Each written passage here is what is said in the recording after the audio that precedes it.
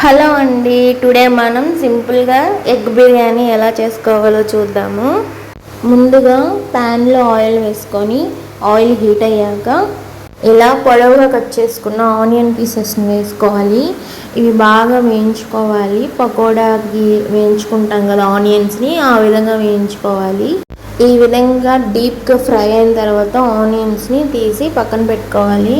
ఇలా వేయించుకోవడం వల్ల, బిర్యానీలో వేయడం వల్ల ఏంటంటే అవి టేస్ట్ బాగుంటుంది అనమాట, బిర్యానీ టేస్ట్. అందుకని ఇలా వేయించుకోవాలి. తర్వాత అదే ప్యాన్లో 3 ఇలాచీ వేసుకొని అలానే 2 బిర్యానీ ఆకులు కూడా వేసుకోవాలి. ఇప్పుడు ఇందులోనే మీ దగ్గర బిర్యానీ సామాన్ ఉంటుంది కదా, ఆకులు అవి ఏ ఉంటే అవి వేసుకోండి. వీటి నేమ్ నేను డిస్క్రిప్షన్లో ఇస్తాను, ఒక్కొక్కటి డిస్క్రిప్షన్లో చూడండి అవి నేను ఏమేమి వేసాను అనేది. ఇలా వేసుకున్న తర్వాత కట్ చేసి పెట్టుకున్న ఆనియన్ పీసెస్ని వేసుకోవాలి. అలానే మన కారానికి తగ్గట్టు పచ్చిమిర్చి కూడా వేసుకొని బాగా మిక్స్ చేసుకుంటూ వేయించుకోవాలి. ఇలా బాగా వేగాక ఇవి ఆనియన్స్ బ్రౌన్ కలర్కి వచ్చిన తర్వాత ఇందులోనే కట్ చేసి పెట్టుకున్న టమాటా ముక్కలు కూడా వేసుకోవాలి. ఇప్పుడు ఇందులోనే కొద్దిగా పుదీనా అలాగనే కొద్దిగా కొత్తిమీర వేసుకొని బాగా మిక్స్ చేసి కలుపుకొని మూత పెట్టి కాసేపు ఉడికించుకోవాలి.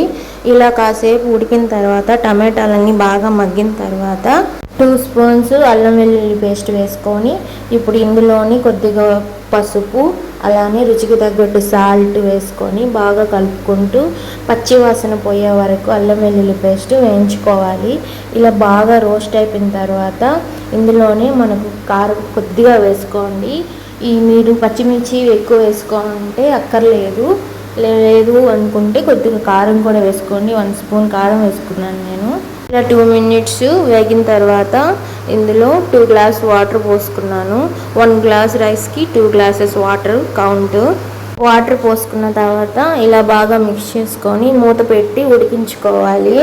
ఈ విధంగా వాటర్ ఉడికిన తర్వాత మనం ముందుగా కడిగి పెట్టుకున్న 1 గ్లాస్ రైస్ని ఇందులో వేసుకోవాలి.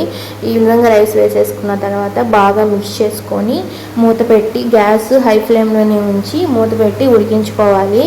తర్వాత ఒక 10 మినిట్స్ తర్వాత వాటర్ ఇలా కన్జ్యూమ్ అయినప్పుడు ఈ స్టేజ్లోనే మనం ఆల్రెడీ ఉడకబెట్టుకున్న ఎగ్స్ని ఇందులో వేసుకొని అలానే ఒక హాఫ్ నిమ్మకాయ దెబ్బని తీసుకొని ఈ విధంగా రైస్ మీద వేసుకోవాలి. ఇలా నిమ్మరసం వేసుకోవడం వల్ల రైస్ ముక్కలు ముక్కలు కాకుండా పొడి పొడిగా వస్తుంది బిర్యానీ, అందువల్ల వేసుకుంటారు. ఇలా నిమ్మరసం పిండుకున్న తర్వాత ఒకసారి మొత్తం రైస్ని మిక్స్ చేసి కలుపుకోవాలి. ఈ స్టేజ్లో గ్యాస్ని లో ఫ్లేమ్లో పెట్టుకోవాలి, అప్పుడే బాగా ఉడుకుతుంది అనమాట రైస్. ఇలా బాగా మిక్స్ చేసుకున్న తర్వాత మూత పెట్టి లో ఫ్లేమ్లోనే ఉడికించుకోవాలి. ఈ విధంగా కరెక్ట్గా ఒక 10 మినిట్స్ ఉడికితే చాలు, రైస్ ఉడికిపోతుంది. 10 మినిట్స్ తర్వాత మూత తీసి ఇలా స్మూత్గా రైస్ని కలుపుకోండి. ఎందుకంటే కింద వాటర్ ఏదన్నా ఉన్నా కన్జ్యూమ్ అవ్వడానికి ఇలా కలుపుకోండి. ఇలా రైస్ అంతా కలుపుకున్న తర్వాత ఒక 2 మినిట్స్ ఉడికించి గ్యాస్ ఆఫ్ చేసేయండి. తర్వాత మనం ముందుగా డీప్ ఫ్రై చేసి పెట్టుకున్న ఆనియన్ పీసెస్ని దీనిపైన వేసుకోండి. ఇలాగా అంతే అండి, very tasty and simple egg biryani ready అయిపోతుంది. ఇది చాలా టేస్టీగా ఉంటుంది. ఒకసారి మీరు కూడా మీ ఇంట్లో ట్రై చేసేయండి. ఓకే, బాయ్ అండి.